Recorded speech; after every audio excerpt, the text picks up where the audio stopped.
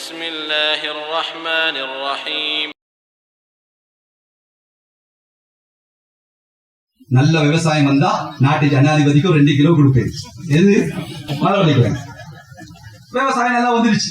மரவள்ளி கிழங்கு 2 கிலோ எடுத்த நீயே தேய்ச்சிட்டாரு கொண்டு போன அரசட்ட கொண்டு போகல ஒத்தை குதிரையில வார எங்கடா போற? அரசனை சந்திக்க போறேன். ஏடா? இல்ல நான் மரவள்ளி கிழங்கு நட்டும் பொழுதே 2 கிலோ அரசனுக்கு கொடுக்குறான்னு நான் நியத்து வச்சேன். அதை கொண்டு போ. முட்டாள் அறிவு கட்டவை அவன் மஞ்சக்காய் இல்லாம மரவள்ளி கிழங்கு இல்லாம இருக்கிறான். அவன் தான் 7 தலைமுறைக்கு காசு வச்சிருக்காடா. முட்டாள் ஒன்ன மாதிரி போயிட்டான். போப்பா, நான் நியத்து வச்சுட்டு நான் உள்ளுக்கு போனேன். போய் சொன்னா, மன்னாடி மன்னா, ராஜாதி ராஜா, நான் இப்படி செய்யும் பொழுதே ஒரு நியத்து வச்சு, என்னப்பா வச்ச? இந்த மரவள்ளி கிழங்கு 2 கிலோ உங்களுக்கு கொடுக்கலான்னு. அப்படி நியத்து வச்சியா நீ? அப்படி ஆசைப்பட்டியா நீ?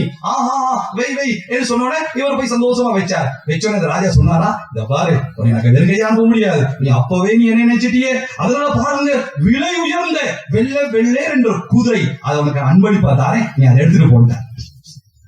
பாருங்க, நீயத்துக்கு அல்லாஹ் கொடுக்குது. மரவள்ளி கிழங்கு கொடுத்துட்டு குதிரைக்கு மேல ஏறி சந்தோஷமா வெளியே வர்றான். வரக்குள்ள ஏற்கனவே ஒரு குதிரைக்காரன் போனானே, அவன் திருப்பி வாரான். கேட்டா, என்னடா ஆச்சு? இல்ல, நான் மரவள்ளி கிழங்கு கொடுத்தேன். ராஜா என்ன செஞ்சாரு? இந்த குதிரையை தந்துட்டார். குதிரையா உனக்கா தந்துட்டானா? போன்னு நினைச்சு அனுப்பிட்டு நினைச்சானா? மரவள்ளி கிழங்கு கொடுத்தவனுக்கே குதிரை அப்படின்னா என் குதிரையை கொடுத்தா என்ன தருவானா இருக்கும் அப்படின்னு போனா.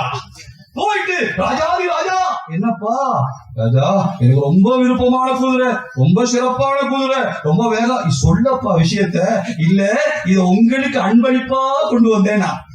ராஜா சொன்னா, ரொம்ப சந்தோஷமா இருக்குதே, உன் குதிரையை கொண்டா என்று சொல்லி சந்தோஷமா. இவளுக்கும் சந்தோஷம். ஏன்?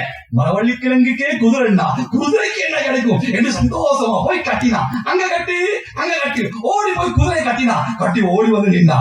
ராஜா கேட்டானா, கட்டிட்டியா?